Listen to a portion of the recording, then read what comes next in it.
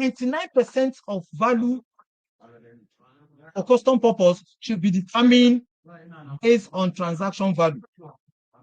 That to the greatest extent possible, and to the large extent possible, that customs should not use any other method other than the transaction value.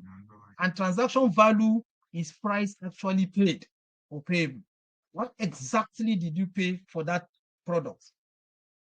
What amount, what price did you pay as the price for that product? That customs is to the greatest extent, I'm repeating myself, to a largest extent, 99% is to determine the value based on what has been paid for that item, based on the price actually paid or payable. That it is when customs cannot be able to establish the price paid or payable, or where there is a doubt regarding the price paid or payable, then customs can now go back and begin to use Article 2 down to Article 7. And Article 2 talks about the transaction value of identical goods, saying that, okay, customs can go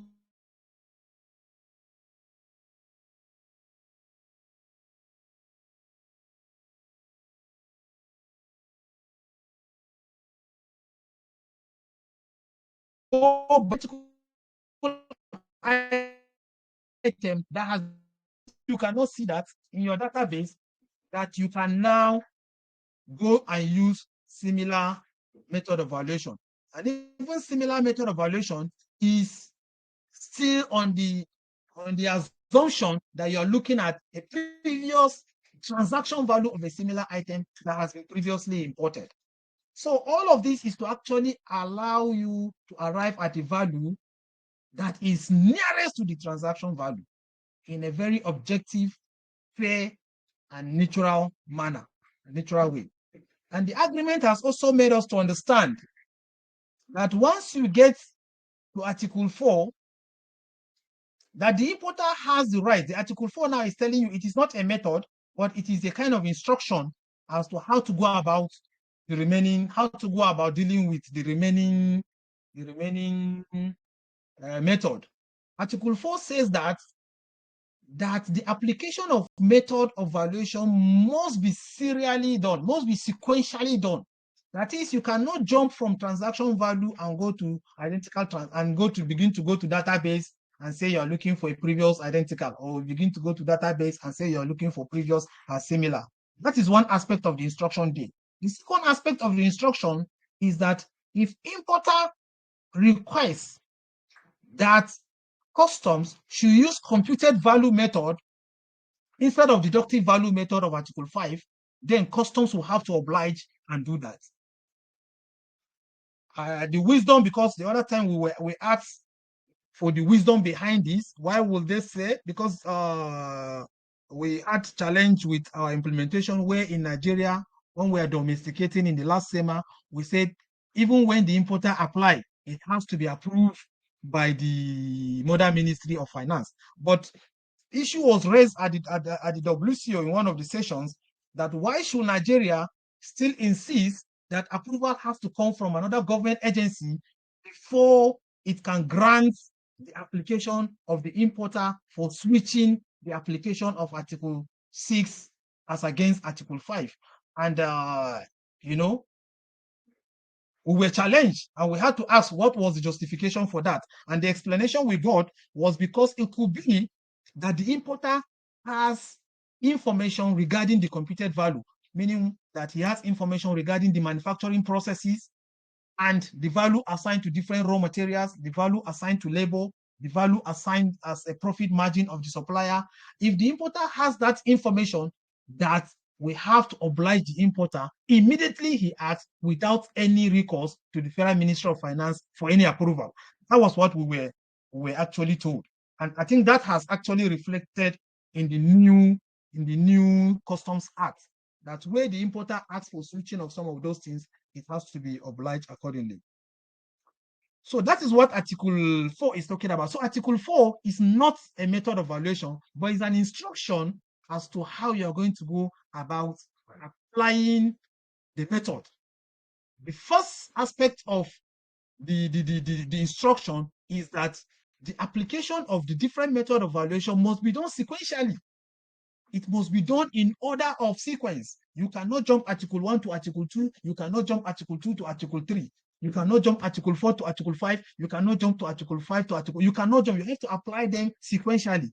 The second aspect of the instruction there is that if the importer decide to ask customs to use Article 6, which is computed value method, instead of deductive value method in Article 4, in Article 5, that's method 4, then it means that customs will just have to automatically oblige to that request.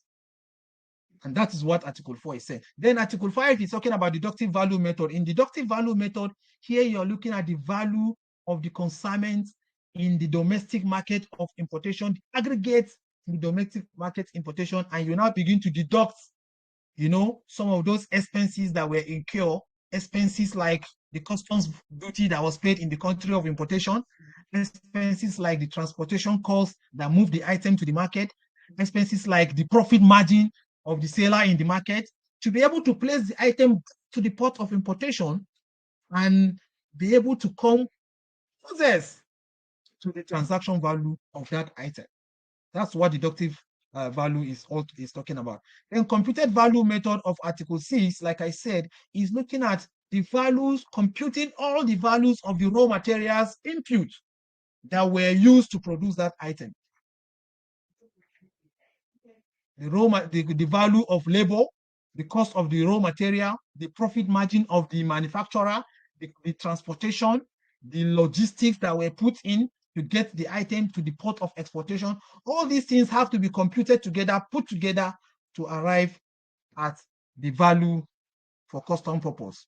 The reason is to actually make you to come nearest, if not absolutely near, to what is referred to as the transaction value, or to the price actually paid by the importer. Then the next one is the Article 7, which is the fallback method of valuation. Here is saying that after you have gone through all of this method and you still cannot find a value to use in determining the value for custom purpose, then go back again and start using Article 1 down to Article 6, but this time around with high level of flexibility. Flexibility could come in terms of, if you are looking at, for example, under the transaction value, you are looking at other charges that were not supposed to be, that you actually thought it was supposed to be. Flexibility could mean that you ignore those charges and you accept that as a transaction value. Flexibility could also mean that under the identical transaction value, if you're looking at it within 90 days, you're looking at your database within 90 days. Flexibility could also mean that you can extend the period of which you are looking at the previous identical transaction, and all of that. Then apply these things in a flexible manner, but there are conditions. We are going to go into that later. There are conditions that you cannot, no matter how flexible you are trying to be in determining a value for custom purpose, you cannot and you should not use. Very important, it always comes out in exams. There are certain conditions that you cannot use to determine value for custom purpose. When we get there, we'll get to see all of that. This is also arrangement of the different method. If you look at the last slide, we arranged the transaction value down, and this slide, for emphasis, we have to arrange it, transaction value coming first, and identical goods coming second, and similar goods coming third, deductive value method, computed value method, and fallback method. And also showing you how the importer can switch the application of the sequentiality of the method to say that use computed value method for me instead of deductive value when custom get to the level of method 4. These are the methods. So questions normally come, how many methods do we have in customs valuation? If they ask article, you should know what they are talking about. If they ask method, you should know what they are talking about. Because if you are dealing with method, that means that Article 4 is now method, Article 5 is now method 4. If you are dealing with method, that means Article 4 does not exist. Article 4 is not a method, like I said earlier. It's an instruction to guide you on how to go about determining a value, in terms of application of sequentiality, in terms of granting the request of the importer, to switch the application of Article 5 and 6 or method 4 and 5 as the case may be. So we must actually be very, very, very, clear where they are using method or where they are using article. Otherwise, examiners use that to actually confuse us in the exams. So now we are going to take this one after the other and see how we can treat, even if it is the method before our time will now run out. The first one, like I said, is transaction value method. How do you determine this transaction value method? Let us see how the agreement has been able to guide us as to what to do. It is saying that the primary method of valuation is transaction value. That is 99% of what you are doing in determining the value. Or let me not just exaggerate because of the circumstances, because of the peculiarity of our own environment. Let's say 90% of our transaction value should be determined on the 90% of our custom value should be determined on the basis of transaction value. Please, you have to excuse my mistakes sometimes. Then, transaction value is defined here as the price actually paid or payable for the goods imported, adjusted in accordance with the provision of Article 8. We'll see the conditions for adjustment. We'll see those adjustments. So transaction value means the price you have actually paid plus the adjustment in Article 8. We'll see the adjustment. We'll see what the adjustments are. If you look at the adjustment again, you also see that those adjustments are also part of the price actually paid for payable. Then it's saying that this price that we're talking about will have to be a price that has no condition or consideration, regarding the restriction of the use of the goods attached to it. For example, if you are selling a car to me, you're from, sorry to use some of these places in Nigeria, so that it's just for our own understanding. Borno State, for example, and your people used to know you as somebody that show off in your state. And unfortunately, things didn't go well with you, and you are selling one of your cars to me, and you are not telling me, I'm selling this car to you. Me, I stay in Yola, for example, but you cannot use this car. I cannot drive this car to go to Borno. That means that you're restricting, some of those things for me. You're bringing in condition attached to it. You get, you're bringing a lot of things, you're restricting the use, you're bringing condition, you're bringing consideration. We will see some of those considerations. Or in a situation where there's a relationship between the buyer and the seller, these are conditions that will make you reject. These are the only situations, the only remaining 10% that will make you reject the transaction value. Otherwise, 99% of determining value for custom purpose should be based on transaction value. Like we said, that is the primary method of valuation. And to the greatest extent, should be the value for custom purpose. And it should be the price actually paid or payable, adjusted in accordance with Article 8. We'll see all the adjustments there. And the valuation has to relate with the item of import. That's under transaction value. And except when it is sold for export to the country of importation. So you cannot use the value of an item in a domestic market of exportation to say you are using it to determine the value for item that is, for example, coming into Nigeria. We'll get to see all of those examples. Then these are evidences of sale. These are situations that you can determine. These are where you can say categorically that is the transaction value. The first here is the commercial invoice, where you have a genuine commercial invoice. I think we have to change that because of the peculiarity of our environment, so that we don't go and take a commercial invoice that are produced in Oluwale or in a Nnewi building. You say we are using it to determine genuine commercial invoice, genuine sales contract, then bank remittance slip. This payment is done by the bank. If we can have this bank giving us this remittance slip for all of these transactions, how much they pay or how much they are going to pay that is payable for the consignment being imported, we will not have problem. That is sufficient enough for transaction value. Then you also have export declarations, You could also have export quotations. All these things are documents that you use to determine transaction value. But this could only come to place if document before you have doubts.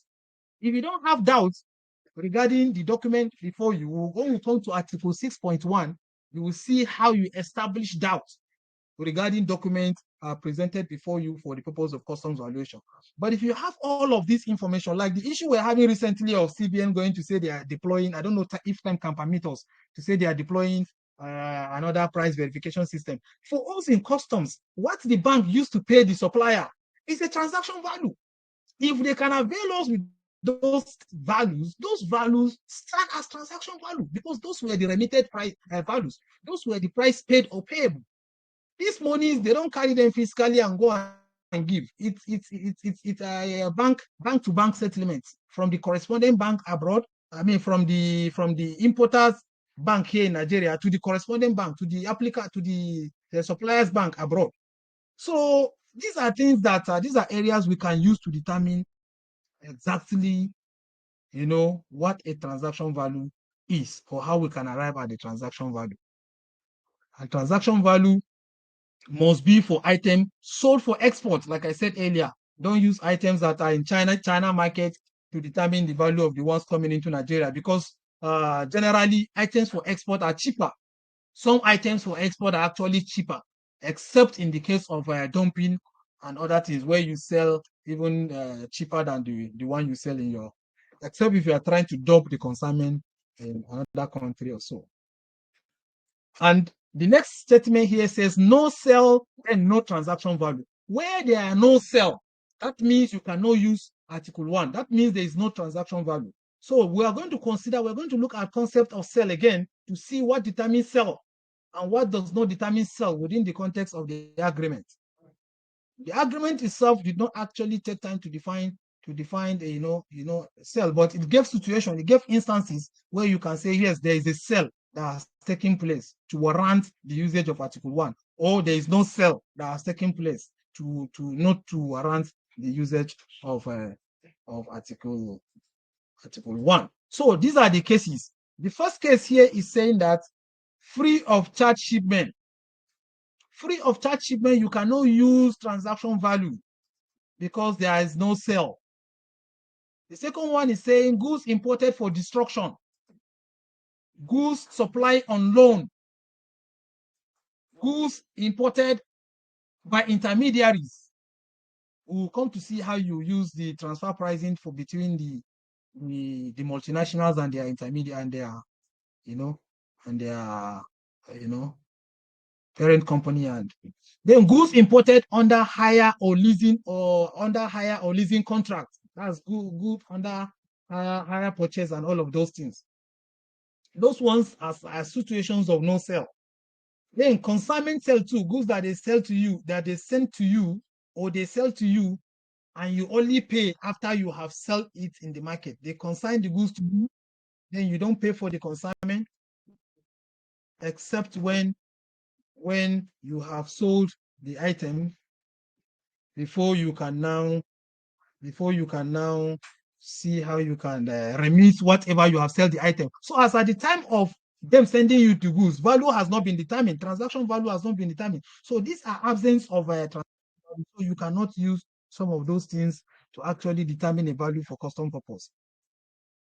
Then there are also conditions that has to do with restrictions, certain conditions, certain considerations that can also make you to reject a transaction value. One of which is where there is restriction on the use of the goods by the buyer.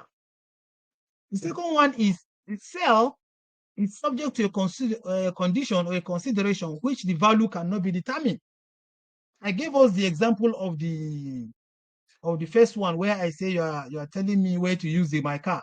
You are telling me not to take it to Borno. In that case, you cannot use the transaction value. The second one is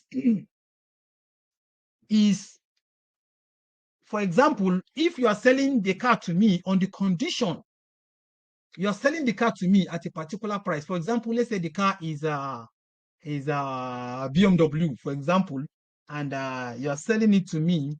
If the car actually worth 1 million, naira, for example, and you're selling it to me at 500,000 naira on the condition that there is this my daughter that you saw, that you liked, and that you want to marry.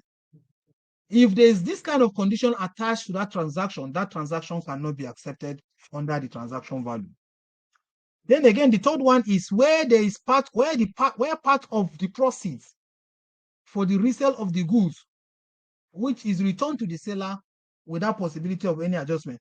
If you sell that consignment to me, for example, and you sell the car to me, you know I'm going to sell it. You say, okay, I'm selling this car to you 500,000 naira, hoping that you're going to sell it at 1 million naira. But if peradventure you get that will buy it from you at 1.5 million, then you have to remit 200,000 naira to me.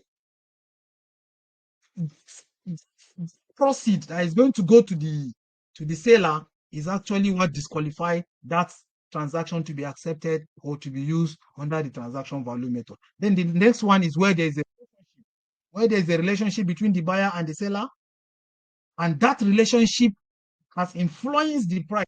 That means that you cannot use transaction value. However, where that relationship does not actually affect the transaction value, then that transaction value can be used. There are situations where we can determine, under transfer pricing, under test value system, under the what is popularly referred to as arm's length method of valuation under transfer pricing, you will now be able to see whether the relationship between Unilever Nigeria and Unilever Ghana has actually affected the transaction when you do some of those things.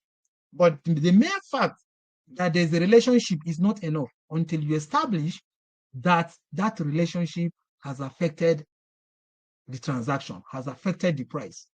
That by virtue of that relationship, I'm able to sell to you lower than what I'm going to sell it to an unrelated party. So these are the things that we must actually, because questions normally come for them to actually confuse you, to make you feel as if only relationship is capable of making you to reject the transaction value. But no, until that relationship has a very big impact, has an impact on the price of the item. Then the last reason for rejecting a transaction value, we are going to spend more time on transaction value because, like I said, 90% of the value for custom purpose are expected to be determined at the level of transaction value, except on these conditions that we can now reject. Otherwise, we are not expected to reject the transaction value. Then the last reason for rejecting a transaction value is where there's a doubt regarding the accuracy, regarding the truth of document, regarding if the document is falsified, if the documents are not genuine. These are provided in decision 6.1. Questions normally come in this area. Decision 6.1 of the Technical Committee on Customs Valuation has to do with the customs authority satisfying their conscience regarding the accuracy of every document presented before them. But so if once you have a doubt, either by your experience of the value of that item, once you have a doubt, either by looking at the document and see that it is mutilated, it is not genuine, it is not signed, it is not dated, once you have a doubt regarding the truth and accuracy of the declared value, then you can reject the usage of transaction value under the condition of decision 6.1. So like we've mentioned all these examples of no sell, where we say free consignment on gift, where we say goods imported on consignment, goods that they give to you and they're expecting you to only pay after you have sold. So it depends on how much you have been able to sell the consignment. That is how you will now remit to the seller. Then where you have this happens to actually new products in the market. If you have a new product in the market and we want to know what should be the price, we just send it to our customer and say, try this consignment in the market. Let us see how much is going to go. If at the end of the day, whatever you're able to sell it, you can now just tell us and remit the money. It means that as at the time we are sending the consignment, value has not been determined.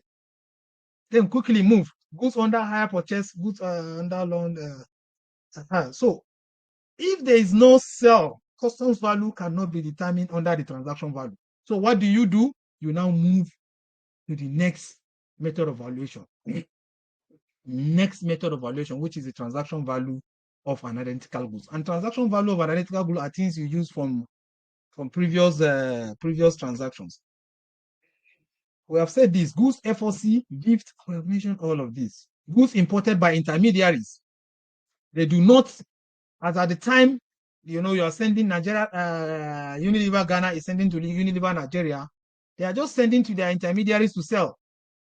As at the time, there was no purchase. It was delivered to them.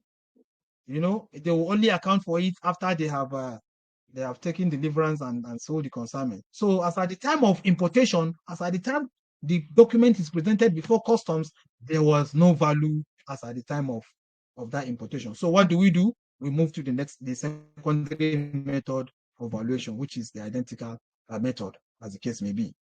Then consignment sale, we have mentioned this severally. Where the goods are on consignment, you move hire purchase, you move. Then goods on loan. If you are buying goods on loan, there was no actual transaction as at the time of importation because you are not paying for it. So nothing to even use to say, we are going to take you on the price actually paid, because the price was not actually paid. It was actually on loan. So no sale at all. Then we have to move to the secondary method of valuation. Goods imported for destructions. We are repeating this because these are where the questions will come. In each of these we have mentioned, these are where the questions will come on. Are we together? So, price paid or payable now. People have misconception as to what constitutes price paid or payable. What simply means is what you have actually paid is the price paid. Price paid payable is what you are going to pay, even if you have no pay now. As at the time of importation, it is assumed that that is what you are going to pay. That is what is payable for the item. Then price paid or payable are subject to certain discounts, and these are the different discounts. Questions come on discounts: cash discount, quantity discount, damaged goods, split shipment. Some discounts are allowable, some discounts might not be allowable. Some discounts might be allowable, so some discounts might not be allowable. We are going to look at each of these discounts if time will permit. Hey, it's 12 o'clock already. I don't know if we are going to continue. Yes, sir, I think since we have already taken 1 hour, we can take a pause here and then allow you tomorrow to schedule a time of your convenience so that we can have another session.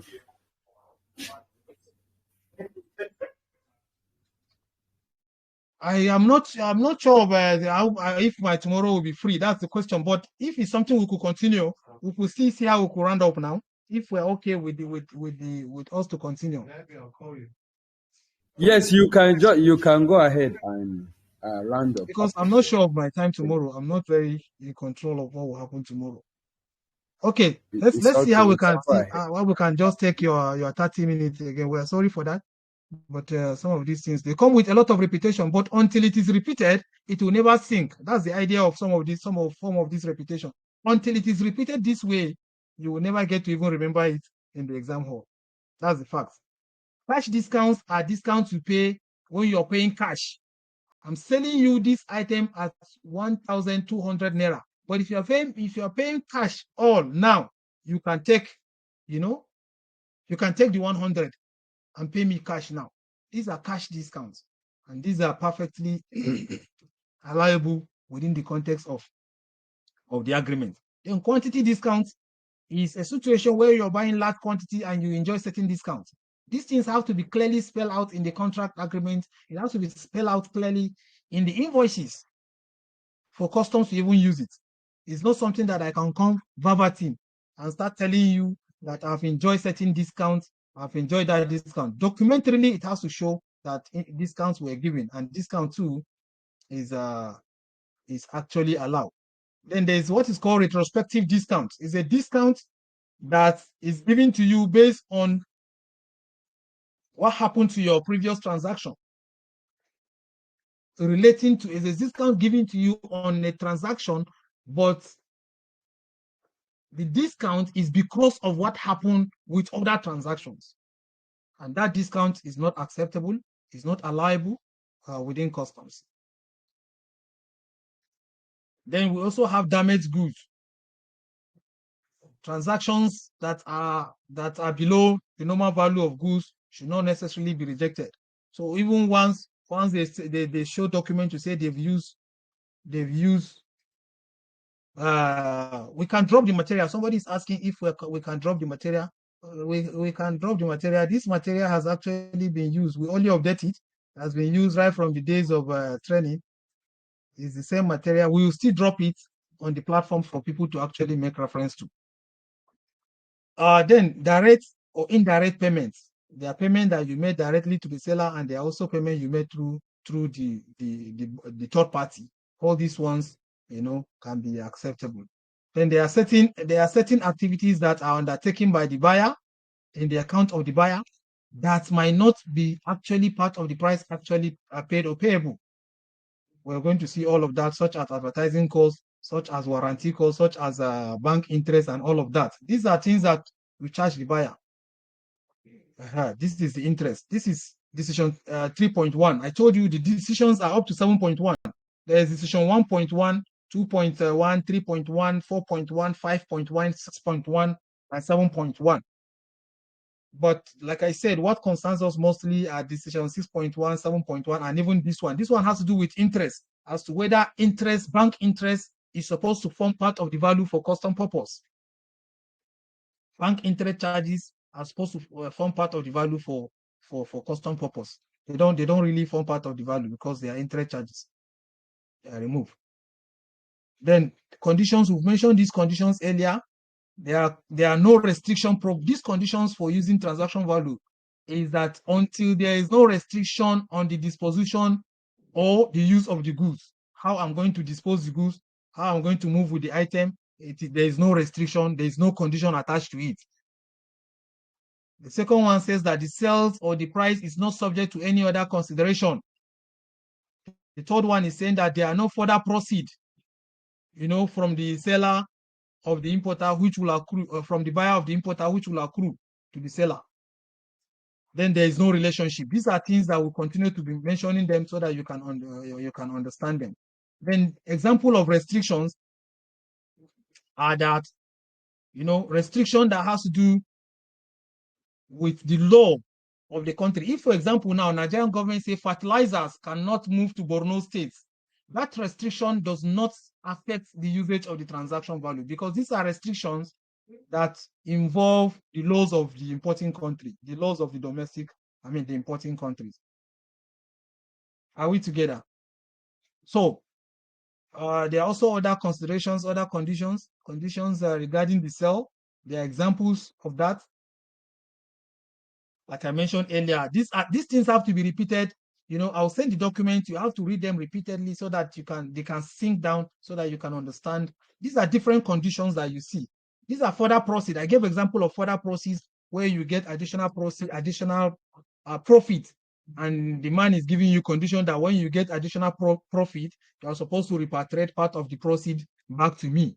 Those are situations that are not actually acceptable, in this case. In the case of transaction value. Then this has to do with relationship. What determines a relationship? They have to be officers of the same company. They have to be legally recognized as partners in the same business. They have to be employee of the same business. They have to be subsidiary and all of that.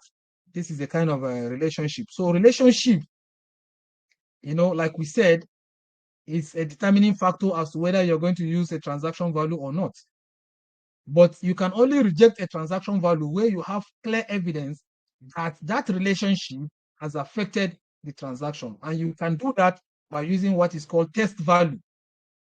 That is, you are going to be looking out for transactions that are being carried out with an unrelated parties, and how much was it sold to an unrelated party, and how much are they selling to their related subsidiaries. Then you now see whether the transaction whether the relationship has actually affected the transaction or not. Then you can also use what we call arm's length method of transfer pricing and all of that. I don't know if we have question, or we should look at article 8.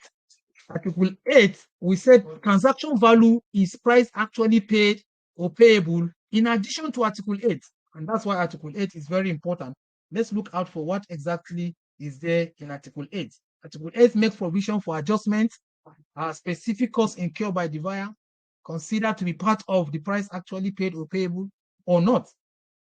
And there are also mandatory adjustments, and there are also actually optional adjustments. And this, we have to also know what to add or what to exclude, from the transaction value as customs. And these are some of them. What to include as part of the transaction value, even if it is not the cost of the item, once it is stated on the invoice separately from the value of the item, you have to also add it to the transaction value. One is selling commission. Selling commission, we know what commission is now. Selling commission is where the seller has got a commission agent to help him look for the buyers. And once he gets the buyers for him, he now pay him something as selling commission. So if selling commission is stated on the document on the invoice, that should also form part of the value for customs purpose, because seller cannot pay his commission agent without charging you for the consignment. Am I correct? So the next one is assist. There are certain assists that have been mentioned that even if that they are coming from the importer, they should also form part of the value for custom purpose. For example, is where you ask somebody to make uniform for you and send it to you, but the person does not have any way you could get the buttons, of Nigerian Custom Service, and you decided to send it to him to put it part of to put it as part of the uniform. That value for button is also expected to form part of the value for the item. And the wisdom is because he's charging you for the shirt plus the button. It is you that doesn't want a button, that wants to send another button to him. Then the next one is royalties. Royalties has to do with copyright, values that you pay for the intellectual property right of individuals. That one too should form part of the value for custom purpose. Then process. Then we have retrospective discounts. It should not be allowed. It should not be allowed. Where we say there's retrospective discount, it should not be allowed. And discount not freely available should not be allowed. Then we also have freights and insurance. These are optional inclusion. Country can make national legislation to say whether they want to include freight in the value for custom purpose, whether they want to include insurance in the value for custom purpose. Like in the United States, the value for custom purpose is based on FOB alone. They don't add freight, they don't add insurance. In some other countries, it's freight, cost and freight. That is the value, the FOB and the freight. But in Nigeria, what we have is cost, insurance, and freight. So you can see, but the agreement itself has mandated contracting parties to make legislation as to whether to include the freight and insurance or to exclude the freight and insurance. So it is actually left in the hands of the contracting parties to decide what they want to do with this one. Then you also have those things that you cannot include.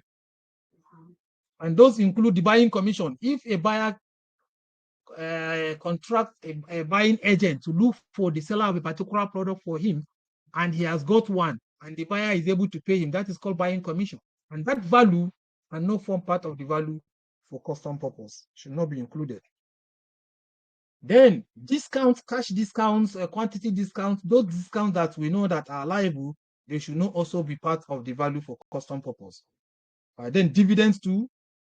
Dividends, debentures, bonds, all those things should not be considered part of the value for custom purpose. Duties and taxes in the country of importation, where you are applying, for example, deductive value method, you have to also exclude duties, taxes in the country of importation of importation. Post importation charges as well. That is where you're applying deductive value method, you have to make sure you also remove those. So these are actually circumstances that you can add, or these are the adjustments that you have to add it or to remove it where it is clearly stated on the invoice. But where it is not stated, it is none of your business to begin to ask where is the selling commission. Where it is not stated, it is none of your business to begin to ask what is the amount for royalty. Where it is not stated, it is none of your business to begin to ask some of those questions as to whether to include. The invoice should be able to state. If it does not state, it is assumed that it is embedded, everything is embedded into the value of the item. So that is so you just accept it, except if you have a doubt regarding the invoice, regarding the genuineness of the invoice, regarding the clarity, regarding the authenticity of the invoice, then that one you can automatically reject the invoice based on decision 6.1, based on article 17 of the WTO agreement and customs valuation. So these are mandatory adjustments. The mandatory adjustment that we have to know that they should be included is that it has to be paid. Eventually, the buyer will pay for it to the seller, or the seller will now add it directly or indirectly into the price. And they are not included in the price. They are specified separately for you to add. If they are not specified, like I said, you don't have to bother yourself to say you are going to ask for it, or to say you're going to rate it, and all of those things. These are other mandatory adjustments. All commissions are to be added except buying commission. Questions normally come on these things. I see a lot of misconception under this. So except buying commission, where they say the following commissions are to be added in the price actually paid or payable, except, then they now give you options. The answer you should know is buying commission. You get. So you have the cost of containers, the cost of packing, the cost of material components. I mean, the assists, the tools, the dies, all these other ones have to be added. Royalties and other things. Then commission, we've talked about commission, the buying agent, the selling agent. All this one has to do with commission. If you send the work, you will see there are different brokers. There are brokers that don't act on his own account. There are brokers that act on their own account. There are brokers that when they get you pay them, that they are the ones who pay them certain fixed amounts, and there are other ones who pay them percentage of what has been sold, and so on and so forth. Container packing, then assist. There are different types of assist that come, and I've made mention of buttons and all of that. I've made mention of C-zip here, C buttons and other things. So once you decide to say you're going to send him the zip, if he's charging you for the thing, he's charging you for zip as well, if that thing is supposed to have zip. But if you say no, because I have a specific zip that I want you to use, then that value also has to be added as part of the value for custom purpose. Royalties, these are how you determine royalties, before you can now add them accordingly. Then optional adjustment are the freight and the what do you call it? And the insurance that we have mentioned, which we say they are optional, and they are actually the responsibility of the contracting parties to decide whether they want to add or not. Then here we're looking at decision 6.1. Decision 6.1 is saying that where there are reason to doubt the truth, or to doubt the accuracy or genuineness of the document or of the value declared, the following procedures must set in. Questions can come in. The following procedures are expected to set in under decision 6.1, where there's a doubt, where there's reason to doubt the truth or accuracy of the declared value, except then they give you these options, and they give you the except. One is that give the importer opportunity to respond. Two, provide explanation in writing. That's what the decision 6.1 is saying. Three, consider rejection of transaction value only when these procedures have been followed. Are we together? So this is it regarding the primary method of valuation, which is the transaction value. And most questions come on the transaction value. Method of valuation that has to do with identical transaction value method. Everything is aimed at you determining the value to the greatest extent, or closest to the transaction value, or to the amount paid or payable for the consignment. And here is telling you, go back under the transaction value of identical goods, telling you, go back to your system, your previous importation, because this item may have been imported before. Take within 3 months and see how much was the transaction value. then you now use it as the transaction value of this one. And there are certain features of an identical transaction that has to do with the quality, the reputation, the same size, the same origin, the same country of supply, and there's this condition that says if two values are found, then the lowest value should be used. In the previous SEMA, we had that issue where we're using the highest value, and they keep challenging us anytime we go for a meeting to say that why is Nigeria using the highest value? But we thank God that the new SEMA the new NCS Act has actually come to clarify to say use the lowest value. So we should understand the wisdom behind that. The wisdom behind that is actually, not to have a uniform standard so that you don't have one country taking the highest, one country taking the lowest. Secondly, is not to arbitrary, when you keep taking the higher value, there will not be,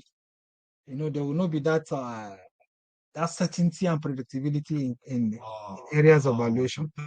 So the same thing that applies to identical transaction also applies to similar transaction. It's just that this time around, you're looking at the similar items, not identical.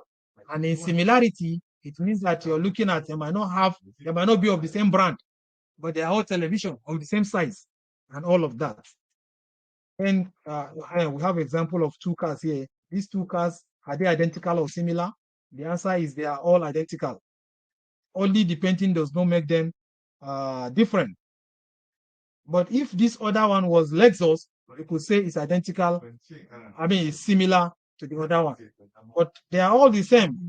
It's only the painting. Only painting of this car cannot actually change significantly. But if you see another example here, you have Philips television, 36 inches, and you also have Sharp television, 36 inches. All of them are from China. This is similar transaction. They are all television of the same inches from the same origin, from the same exporting country and all of that.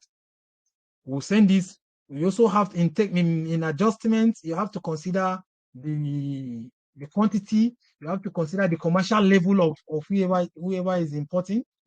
You cannot take an item, a previous transaction of a wholesaler and begin to apply it to a retailer. Commercial levels has to do with whether you are a wholesaler, you are a distributor, you are a retailer, and you are an end user and all of that. So deductive value method has to do with deducting the value from in the country of importation, get the value in the market in an aggregate quantity and start deducting all the expenses that were incurred in that country so as to place the item to the port of importation. Meaning that you have to remove the customs duty that is paid in Nigeria, meaning that you have to remove the transportation, the inland transportation, you have to remove the profit margin and start taking the value of that item in the market in Nigeria in an aggregate quantity. In the greatest aggregate quantity, take the value in Nigeria market and begin to deduct. That is what that one is talking about. So once you see any question that has to do with deduct, the word deducting or removing some of those things, you should know, or that has to do with aggregate quantity in the domestic country of importation, you should know that that is the method that they're actually talking about. There are also examples here that you can go through and look at it. Then computed value has to do with taking that item, the way it was produced, and computing all the inputs, all the raw material inputs, including labor, including profit margin of the seller in the country of exportation. What was the raw material that were used? The labor that went in, how much was it? The profit margin, the transportation cost, down to the port. You add all of them, you compute them together until when the goods get to the port of importation, and that value should be the transaction, should be the value for custom purpose you're going to use. Then you have the fallback method that has to do with going back again to start applying this method, but this time around with high level of flexibility. But like I was trying to say earlier, there are certain conditions that you cannot use to determine a value for custom purpose, no matter how flexible you're trying to be. No matter how flexible you're trying to be, you cannot use any of these conditions to determine a value for custom purpose. One is the selling price in the country of importation X. If you are using deductive value method, you cannot use the selling price. And even if you are using the deductive value method and you are using the selling price, they are saying deduct every expenses that has been incurred in that country of importation. So you cannot just take the value in Oluwale market or in Alaba market or in a Festac market and just apply it to an imported item. We had a case the other time where some guys were importing hillocks and some guys went to carry the value of what those guys were selling the hillocks in Nigeria and begin to apply for those hillocks. It's actually wrong. It means that you have to begin to deduct some of those deductibles, like we mentioned. Then number two, you cannot apply the higher of two alternatives. We say that even our SEMA now, even our Customs Act now has been able to ratify that, to say, take the lower of the two alternatives where you have two identical transactions. And I saw a question that we're trying to discuss the other day on the platform, on one of our platforms. The answer was supposed to be lower than even the declared value. And people were wondering, why are we taking lower than the declared value? It is because the agreement says take the lowest of the identical transaction. So if it is lower than the declared value, that invariably means that you have to accept the declared value, because the declared value is higher than the lowest of all the alternatives you have seen in your database. Then the next one is the price of goods in domestic markets of the country of exportation. You cannot go to China and begin to use the price of that same consignment in China when that same consignment is imported into Nigeria. It is not acceptable, because value for export are quite different from value for imports. You cannot do that. Even where you suspect dumping, we said at the beginning, even where you suspect dumping, you cannot do that. You have to also you have to use other anti-dumping measures to do that. Then the next one is cost of production other than computed value determined under Article 6. You cannot add any cost of production other than the ones that have been listed in the computed value method. Then the next one is price of a goods for export to another country. You cannot take the same item coming into Nigeria, going to Ghana, and use the price for an item coming into Nigeria. Even if all of them are coming from China, the same item from China going to Ghana may fetch a different price from the same item from China coming into Nigeria. That is what the agreement is saying. So you cannot use a price of an item for export to Ghana when you are valuing an item coming into Nigeria, from the same China. Then the next one is you cannot use minimum customs value. Minimum customs value has been debatable, and that is what we call benchmark value. We use them here in Nigeria a lot. There was a time we raised the issue, even with the WTO, we raised the issue. We explained to them, but the one we discussed then was on the rice benchmark. The rice benchmark was very official, not only with customs, even with the Ministry of Finance, and even with the importers. And the response we got from them is that for the rice benchmark, they don't have problem. They don't have problem because there is actually harmonization between the traders, the mother ministry, and customs. So it is not arbitrary, it is not fictitious, it is not by customs, it is not determined by customs, it is determined in close cooperation between customs, the importers themselves, the farmers themselves, the council, and every other person is involved. So they were not actually, but the other benchmark that we apply, to say every container must pay 200,000 naira, every container must pay 2 million, every container must pay 4 million, is actually against the spirit of the agreement on customs valuation. Then the next one is you cannot use arbitrary and fictitious value. You cannot arbitrary and fictitious value are some of the characteristics of BDV, where you just sit down and assume fictitiously that it could be like this. Then you now take it to that place. I think at this juncture, I have to. The other ones are not method, but they normally ask them in questions. They are not actually method of evaluation. They are different.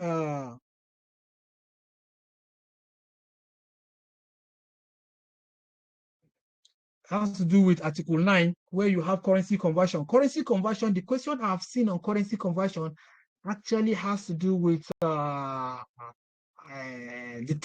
time for currency conversion is actually at the time of declaration. Then the other question I saw on currency conversion, it has to be issued by issuing authority. That is the central bank, the exchange, the foreign exchange rate has to be issued by the central bank. That is the issuing authority. And it has to be the one customs will use, it has to be at the time of declaration, the exchange rate at the time of declaration. For the payment, CBN or the banks can decide to use the date on the Form M. They could decide to use the date on the pro forma invoice. They could also decide to use the date of the time of the payment, which are different dates. But for customs valuation purpose, it is the time that the summary declaration has been lodged. That's what I saw about that. Then confidentiality of information. This one, Article 10, is talking about how you keep confidential information provided to you. If, for example, somebody provided information to you regarding manufacturing process and the value of the item, you are not to tell any other person. Then 11 says that the importer has the right to appeal, for any value, he has the right to appeal to judicial proceedings and all of that. Then Article 12 talked about publication of the laws, that is domestication of the laws and the administrative decisions. Then 13 is talking about where there is a delay in determining customs value. What happens? You have to allow the guy to carry the consignment on bond, pending the resolution of that issue. Then Article 14 is telling you that the annexes are also part of the agreement. Article 15 talks about the definitions of different terms that are used in the agreement. Then Article 16 actually talked about the right of the importer to know how customs value is arrived, is determined. So Article 16 is a right given to the importer that customs must explain to him how he arrives at the value. Then if you look at customs look at that as very, very, very unwelcomed. I mean, not too welcome as to how can you say we have to explain to them. But if you look at Article 17, it also gives customs another right to say they have to ensure the veracity, they have to ensure the accuracy, they have to ensure the truth. They have to ensure that whatever that those guys are giving to him is actually, correct. They also have the right to do that. Then you also have other articles that has to do with institution, that has to do with dispute resolution, that has to do with special treatment. There's a special treatment given to developing countries. As at when the agreement was entered, developing countries to delay the application of the agreement and retain whatever system they are using, depending on when they are fully mature to actually use the agreement. So they have 5 years period to delay the implementation of the agreement. They have the reservations to delay. They have an additional 2 years. So developing countries were given a lot of concessions. As in most of the WTO agreements, developing countries are being considered because of the nature of the environment, because of the capacity they have, because they need to also put some other things before they can begin to implement the agreement. Then you also have review and you have the secretariat and what constitutes and how it is structured and all of that. So essentially, this is it. And with this, I think I'm going to share the slide for everybody to go through. You will see a lot of repetition. Like I said, they are mainly they are for purpose. That is where the problem is. That is where the issue is. Those emphasis, those repetitions you see are for emphasis. Those are where the questions will come from. So just go through it. And if you have any question, please don't hesitate to ask. Or if you have any past question that you feel that is actually giving you a concern, you can as well share it. Thank you very much. Thank you very much, Chief Superintendent of Customs, Ibrahim AY. So I want to, on behalf of the group, extend our heartfelt appreciation for the exceptional lecture you just delivered on customs valuation. The presentation not only highlighted key areas of customs valuation, but underscored their significance in relation to both our day-to-day jobs, but also in relation to the exams some of our colleagues will be writing. So I still want to reaffirm that the lectures are invaluable to all of us, and your passion for this subject is truly inspiring. We are grateful and we are eager to see our colleagues, all of them, all over Nigeria, succeed. And your expertise and the way you deliver this lecture will definitely be part of their success story. So I encourage all of us to continue our research in each regarding each session that has been delivered, because in so doing we'll be able to accumulate the requisite knowledge that can help us navigate the tricky aspect of the exams. We are genuinely hopeful that all of you present in this group will excel in the exam, and all of you should get 60 and above marks. So we are praying for that. So we want this group to be a knowledge repository that whoever is a member of this group will, after the announcement of the result, will come back and say, okay, this examination group has helped me a lot. So I think you can put down your question in the group or raise your hand. We can allow you to ask questions for like 5 to 10 minutes before we close the session. So the floor is open to all of you now. You can raise hand, then we allow you to talk, or you can, okay, Mr. Asha. Asha, you can go ahead, please.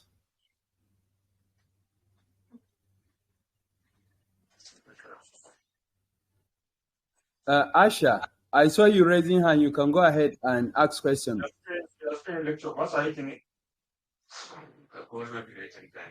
Asha. Can you hear me now? Okay, I think. Yes, we can hear you. Okay, I just want to say thank you to the lecturer for his very, very beautiful analysis on the topic of valuation. So I just want to ask, does anybody please have the old past questions for the last exam? If there is any link or any soft copy, if they can help us post it in the group. Thank you. Okay, you are welcome.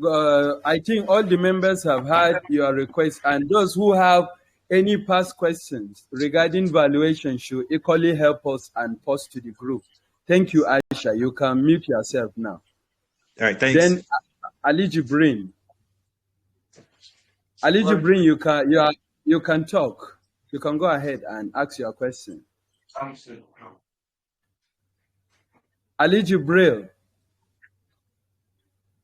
I think Ali Jibril. Ali Jibril, if you are with us.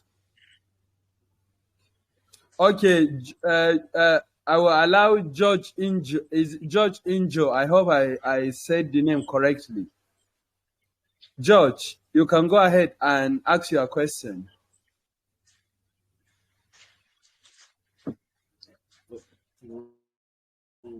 George.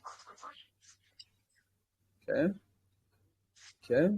George, okay. I can see. Is it Diocese? Diocese has raised hand. Diocese, if you are with us, the floor is yours. You can go ahead and ask your question.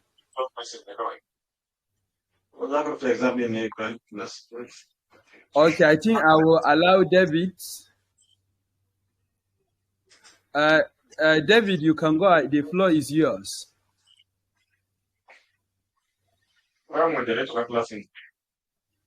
David.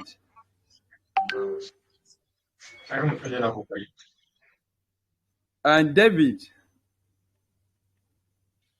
Or maybe they are having challenge with. I think they have to unmute themselves before, so that we can hear them. You know, when you raise your hand, the next is to unmute yourself so that. Okay, David, you can unmute yourself and talk. Dawatko. Okay, let me allow Aliyu Bello. Aliyu Bello, you can go ahead.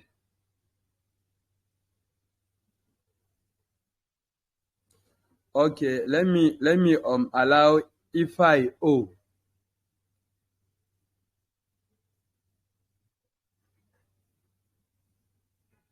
Okay, Asha is with us again. So, moderator, the question I was asking was the past exam questions for the last exam that we made, not just evaluation, like the complete exam questions for the last examination. That's the past question I'm asking Asha, for. I think we have that document and we will accordingly post to the group. Okay. Thank you very much. God bless you, sir. Thank you, sir. You're welcome. Right. So Ify, yes. yes, please. I would also want to, at the end of every lecture, if they can get some evaluation questions, similar evaluation questions that will help us from. Please, at the end of every lecture, let us just, if the speaker can always pick questions from those topics and then give to us to, it will make it simple for us to score 70 over 70. Hello. Okay, if I think this being our first time, we will take note of that and make the necessary arrangement in our next session tomorrow. Yes. Thank you. Hello.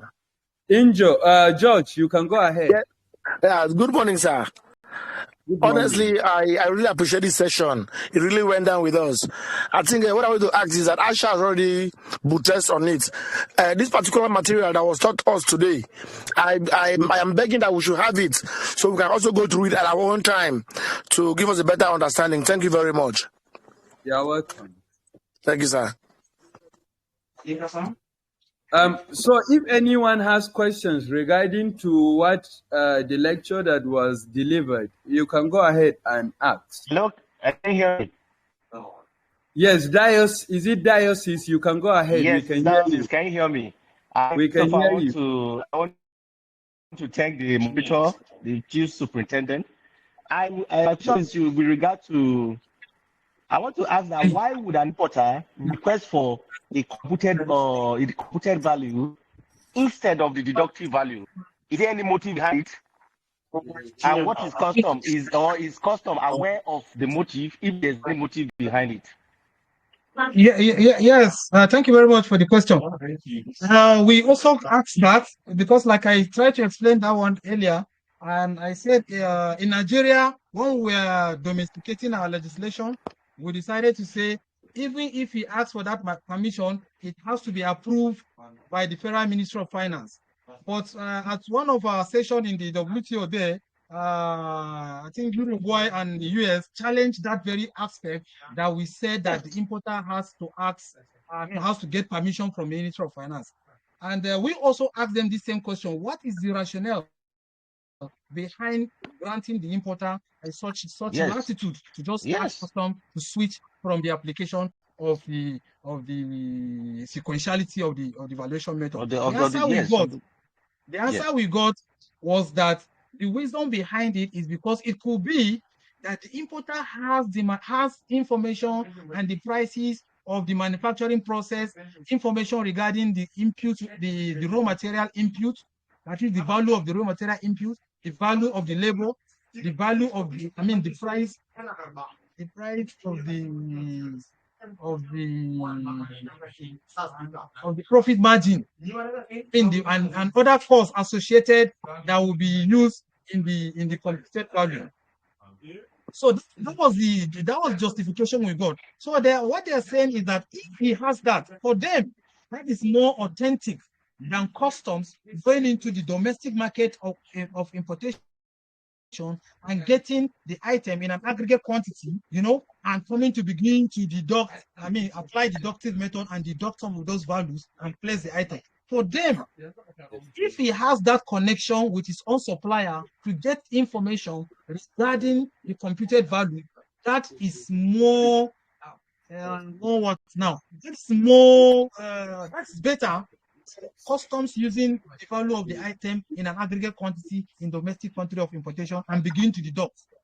That was the explanation we got, and that is the C explanation I'm giving you. Yes. That the reason Yes. is because they believe that if the importer can get those computed elements from his own supplier, that is more reliable, that should be more acceptable than us getting the value in the domestic country of importation. Begin to thank you very much. I understand, but I'm just imagining. I'm imagining like let's say you have let's like 100 importers.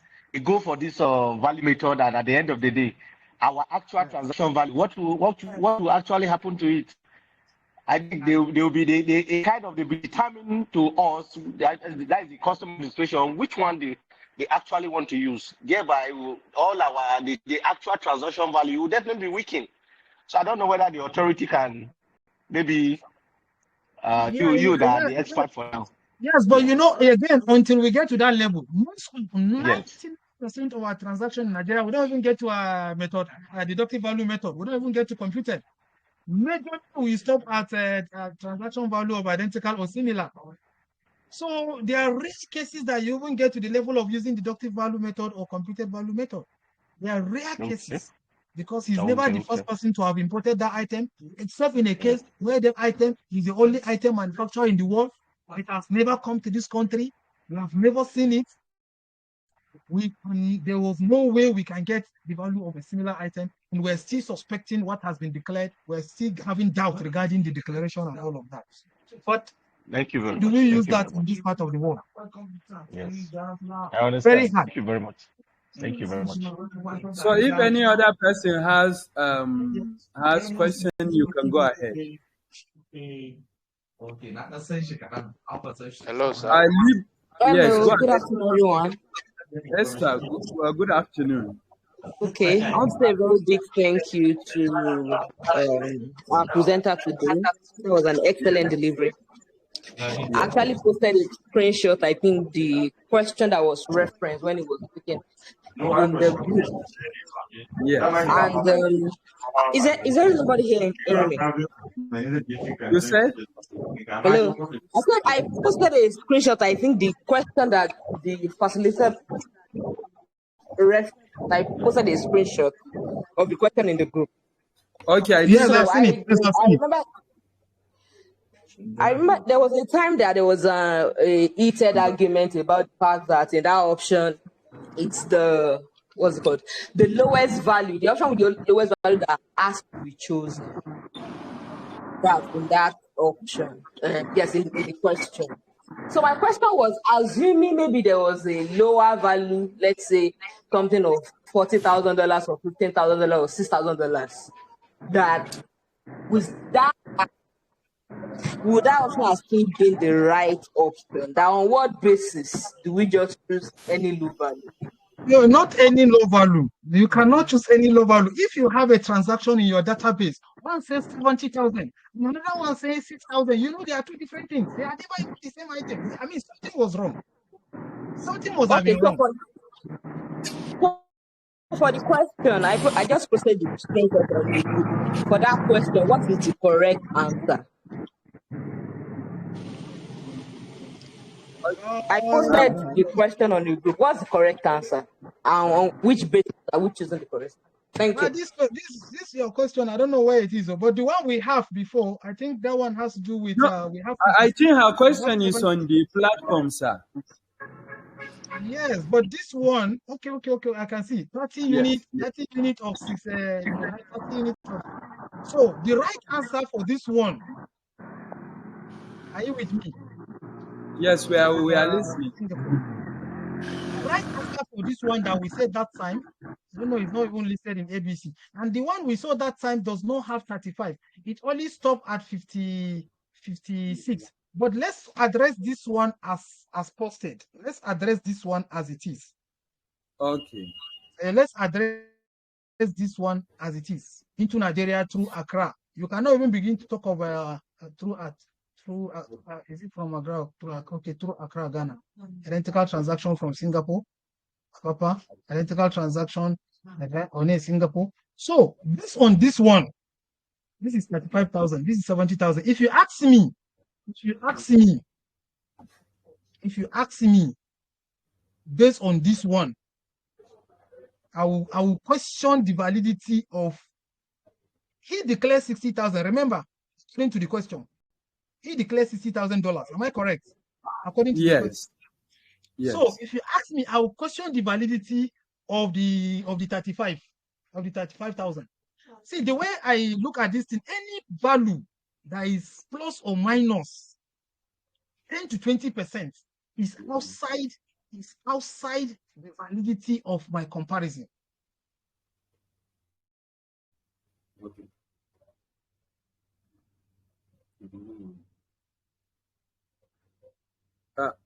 Hello, Mr. Ibrahim, are you with us? So if I'm looking at values that could take the low, can you hear me? Can you hear me? We are with you. Yes, I'm saying that if you ask me now in this option, I've not seen this option, but the one I saw, the answer was actually 56,000 because that was the lowest. But this question that you now send to the platform, I'll also send the one I've seen that shows the answer is 56,000. But this one, the lowest is 35 from what I can see. Yes, the lowest is 35.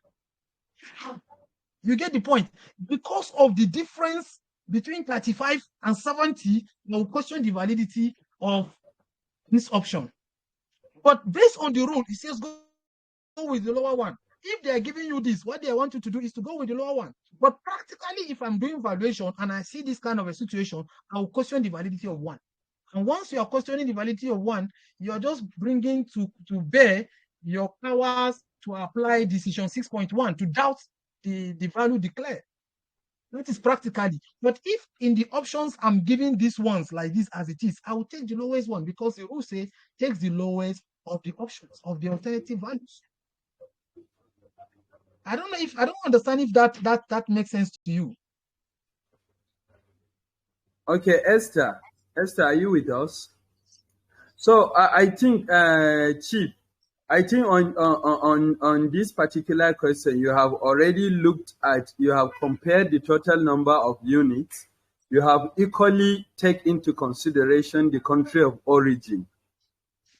So that is how you arrive at that 30 units of $35,000 through Oni from Singapore.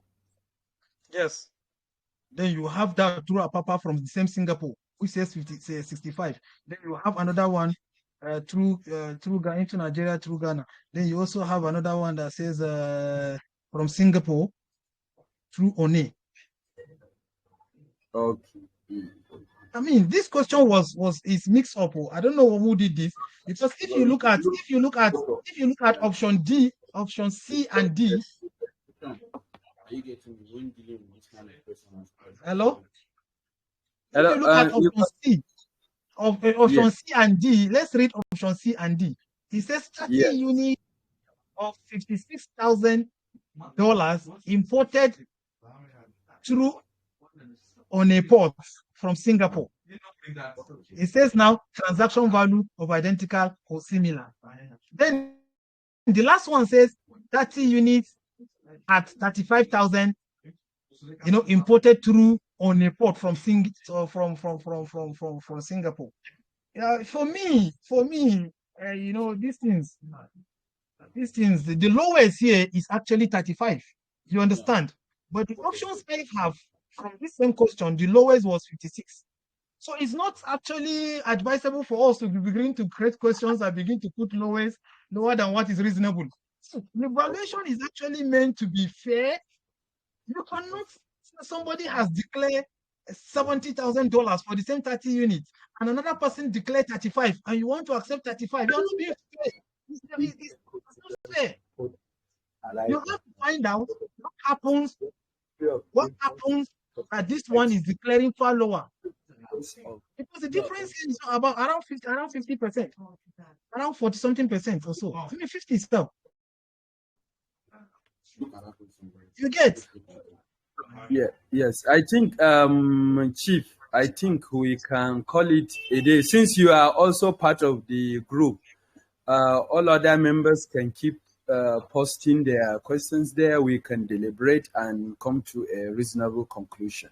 So thank you for being part of this, and we appreciate the effort you have put in, and we wish that anytime we call upon you, you will still oblige our request to come and share your knowledge with us.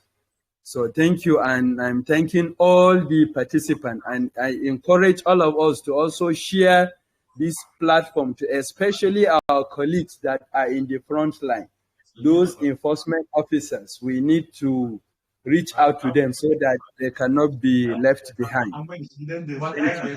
So we will now be ending the session till tomorrow. Thank you, Chief. Well, you are out of it. Yes, let me just end the. There's something I want to say. Because I feel that it's a true